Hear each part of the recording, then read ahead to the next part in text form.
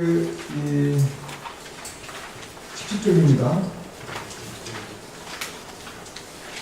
거기 왼쪽에 보시면 금융거래에서 소비자 실제 권리라고 했는데, 이 소비자 실제 권리는 이 금융산업이 아니고 미국에서 비금융산업에 대해서 소비자 실제 권리를 주장하는 거 있죠. 근데 왜 금융산업이라고 해서 소비자 실제 권리를 주장하지 말라는 법이 없기 때문에 금융산업에서도 소비자 실제 권리를 주장을 해야 된다.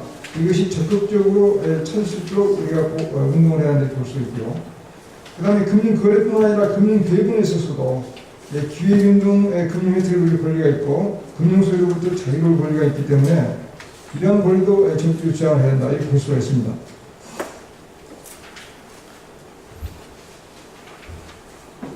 그래서 이제 다음 18쪽의 그 가운데 그러면 이제 금융소비자의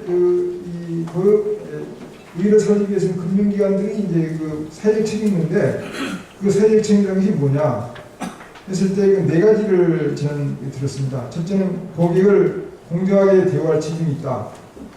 그 다음에 고객의 재무관리 동반으로서의 그런 책임이 있다.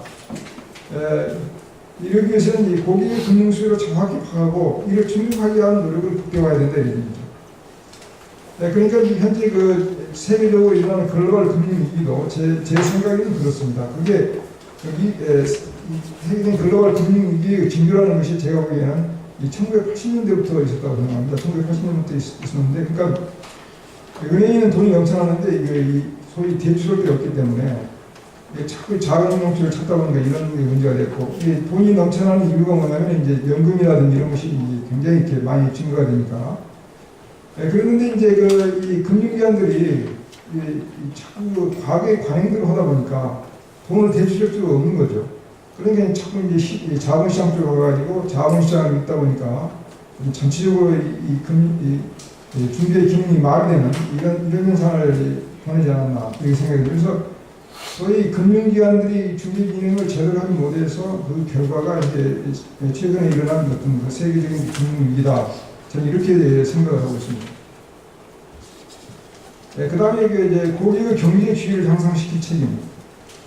그러니까는 이 소위 우리가 일반 경제에서 보면 이 컨슈머 에코노미를 극대화해야 되는데 이것을 금융기관들도 이제 해야 된다는 얘기죠.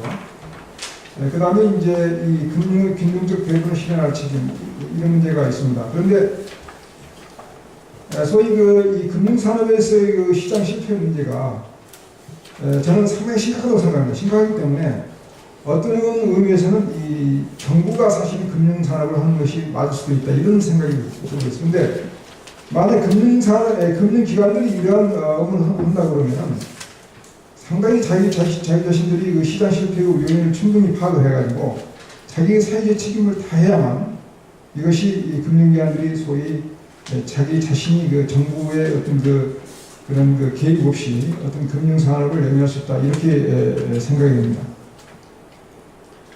그 다음에 이제 이 공정거래 실현을 위한 금융 소비자 보호 이슈가 여러 가지가 있는데 사실 그 시간이 지금 없기 때문에 이건 이제 생략을 하겠습니다. 이건 상당히 좀 테크니컬한 것이 돼가지고요.